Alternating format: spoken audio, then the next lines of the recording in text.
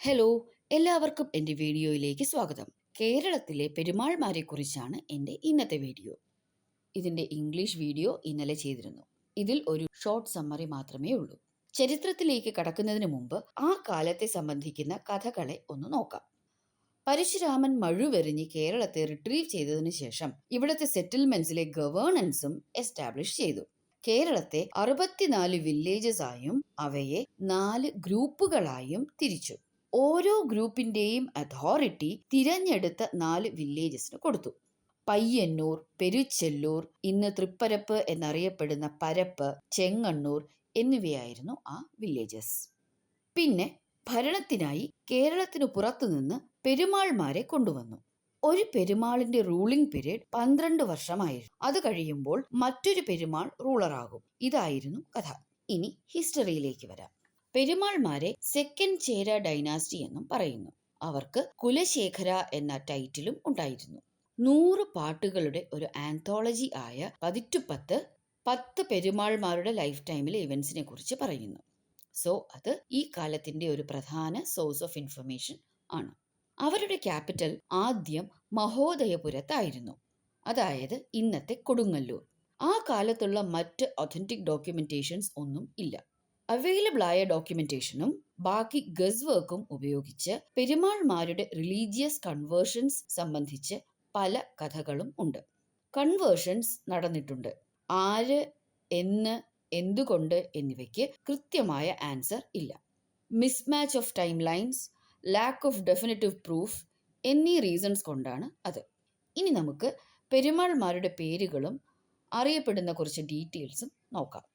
ഏതാണ്ട് 800 AD മുതൽ 820 AD വരെ ഭരിച്ചിരുന്ന കുലശേഖരവർമ്മൻ ആണ് സെക്കൻഡ് ചേര ഡൈനാസ്റ്റിയുടെ ഫൗണ്ടർ എന്ന് അറിയപ്പെടുന്നത്. കുലശേഖര ആൾവാർ എന്നും അറിയപ്പെട്ടിരുന്ന അദ്ദേഹം ഒരു വൈഷ്ണവൈറ്റ് സെയിന്റ് മാത്രമല്ല, എഴുത്തുകാരൻ കൂടിയായിരുന്നു.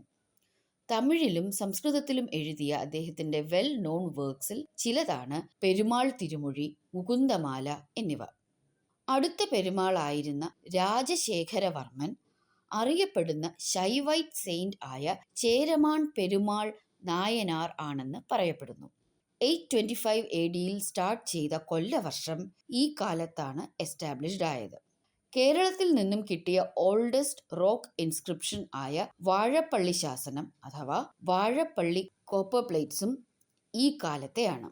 ഇന്ത്യയിലെ ആദ്യത്തെ മോസ്ക് ആയ ചേരമാൻ ജുമാ മസ്ജിദ് ലോകത്തിലെ ഓൾഡസ്റ്റ് പള്ളികളിൽ ഒന്നാണ്.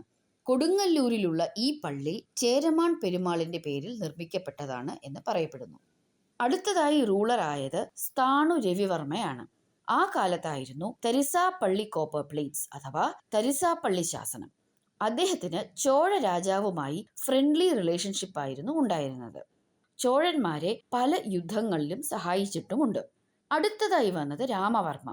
ലിറ്ററേച്ചർ, ആർട്സ് എന്നിവയെ എൻകറേജ് ചെയ്ത ആളായിരുന്നു അദ്ദേഹം.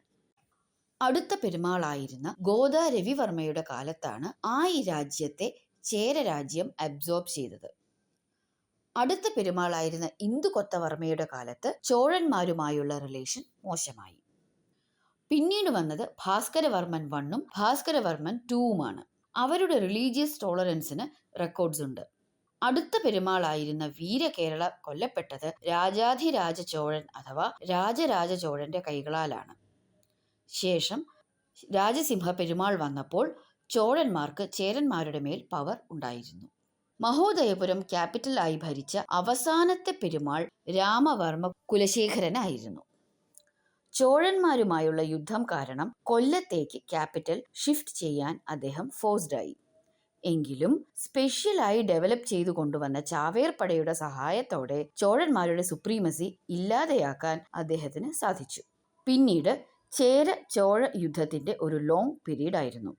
വിത്ത് ദാറ്റ് ഞാൻ എൻ്റെ ഇന്നത്തെ ടോപ്പിക് വൈൻഡപ്പ് ചെയ്യുന്നു. ഈ വീഡിയോ യൂസ്ഫുൾ ആണ് എന്ന് തോന്നിയെങ്കിൽ ലൈക്ക് ചെയ്യാൻ മറക്കരുത്. Please subscribe and click on the bell icon for more of my videos. Thank you.